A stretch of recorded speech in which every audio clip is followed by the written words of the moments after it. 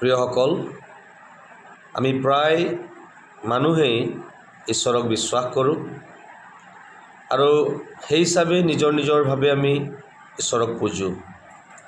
কিন্তু কোনেও ঈশ্বৰক কেতিয়াও দেখা নাই আৰু দেখাও পাব নোৱাৰে, কাৰণ তেওঁ অদৃশ্য। কিন্তু তেওঁ নিশ্চয় এজন সৰ্বশক্তিমান, সৰ্বজ্ঞানী, সৰ্বব্যাপী ব্যক্তি হয়। আৰু যেতিয়ালৈকে সেইজন ব্যক্তিয়ে মানুহক নিজে প্ৰকাশ নকৰে, কোনো মানুহে তেওঁক চিনি পোৱা বা জানি পোৱাৰ সাধ্য নাই। বাইবেলৰ যোহনে লিখা শুভবাৰ্তা 1 অধ্যায় 18 পদত আমি ঈশ্বৰে নিজকে প্ৰকাশ কৰা এটা ভাৱ আমি দেখি পাওঁ বা বাক্য এটা আমি দেখি পাওঁ। ইয়াত এনেকৈ লিখা আছে, ঈশ্বৰক কোনেও কেতিয়াও দেখা নাই, পিতৃৰ কোলাত থকা একমাত্ৰ পুত্ৰই তেওঁ প্ৰকাশ কৰিলে। প্ৰিয়সকল, বহুত ডাঙৰ কথা।